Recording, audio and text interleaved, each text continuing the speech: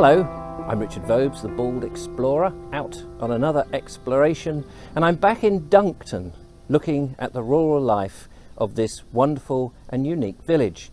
And today, a very special treat for you because we're going into an ancient mill.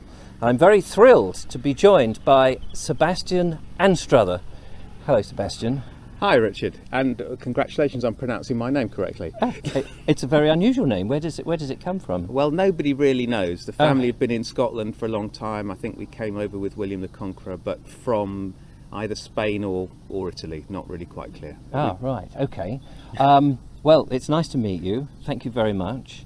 We're standing by a very lovely pond, this is all on part of your estate. That's right. That you look after and manage, and own as well. And the pond is the result of spring water that comes from the Duncton Hills. Is that correct? Yes, that's right. And it's said that there are 27 springs that feed this little valley. Well, we are standing next to the mill, which is behind us here. I think from records I've seen that this particular mill was built in about 1827, but you'd have to check that. The thing about mills is that they always either were washed away in floods, right, if they were water mills, or blew up because of the powder the flour is yes. The very fine flour powder is highly explosive. Yes. And when you have the millstones working against each other, you get sparks. Shall we go and have a look inside? Absolutely, let's go and have Brilliant. a look. You have the key. There's no light in here. I don't know how your filming's going to work. Ah, right, okay. The floorboards are extremely dangerous. There are lots of low beams, there's lots of unsafe timbers. There are holes in the roof. Great. You're selling it to me. After you. After me, yes. It's on 4 floors. Oh, is it 4? But do you want to start at the top and go down? That would be fantastic. I'll follow you.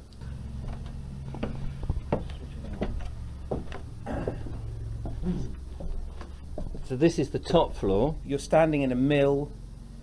It's not a domestic building. No. It's a machine. Yes, of course. Which looks like a house. Yes. But it's a machine. And you're walking around inside a machine, like walking around inside a clock or something like that. That's the way to think about it. Over thousands and thousands of years, the way to work these machines was developed in the most ergonomic way, because lifting grain or sacks of wool is very heavy.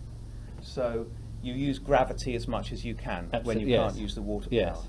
So you have a system of pulleys. The hoist. Oh yes, you can see. They're all in line. Yeah. And you can see right down. So the idea is you bring the grain up to the top. Yes. And then you're bringing it down through hoists. Hoppers, aren't you? Exactly. And it goes into these hoppers.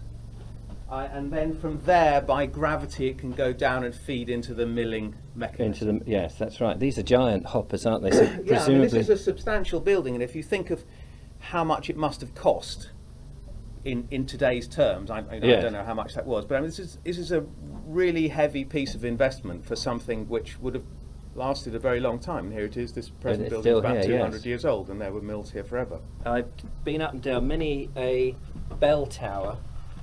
Oh, child's play. Oh, really? You should see some of the rickety ladders I've been on. These are very firm. But you can see where this says corn, and there would have been different grades of corn and other grains that they were. Yeah, so that we're now standing below the hopper.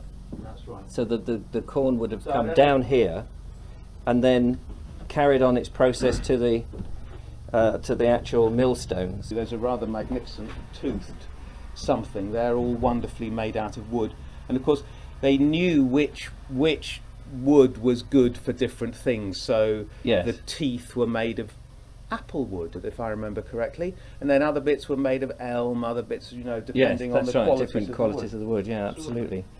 Gosh, I mean, it's encouraging to see so much of the mill stuff still here, which is really lovely. Oh yes. The heritage value. That's the fantastic thing. Sorry, you're filming my back here. That's the fantastic thing about this particular mill is mostly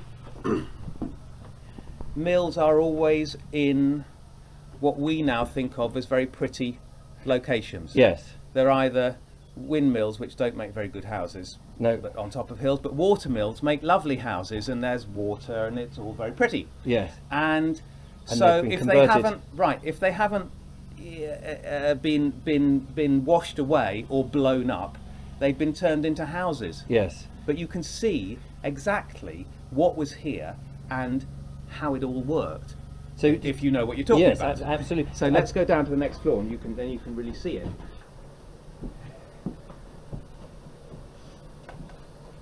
So we have come down onto the third floor from the top. Yes, so I think this is called the stone floor or the mill floor. I don't know. Anyway. Yes. you So can this see is I'm not- this is But this is where the stones. this is where it happened, right? Yes. And it may look as though it's in an appalling state, which it is, but this is an amazing state of preservation compared to most of these buildings, which is to say, all this machinery has been lost generally in mills. Yes. So there were 3 pairs of stones that could be worked here, and you can see them here, over there, where there's that dead rat, and over here. Yeah.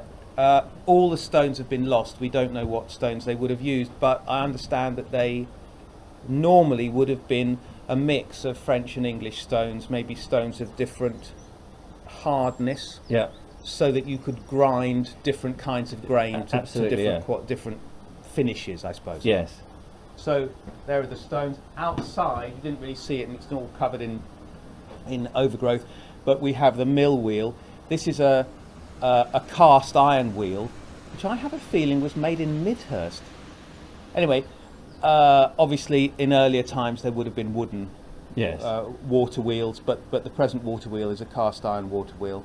That's outside. That drives the floor below. You'll see where all the drive mechanism is, and then it comes up to here, and this is the machinery which turns that circular force into the force of milling, and also operates all the other things that you need to do. Belts and hoists and things all happen from here. We've stepped outside now to come round so we can get to that lower level. To do that, we have taken a step away. What you can see is, again, all in a bit of a state of collapse. But So is this the mill run? this here? is the outflow Oh, the out. Oh, right. Yes. from the mill.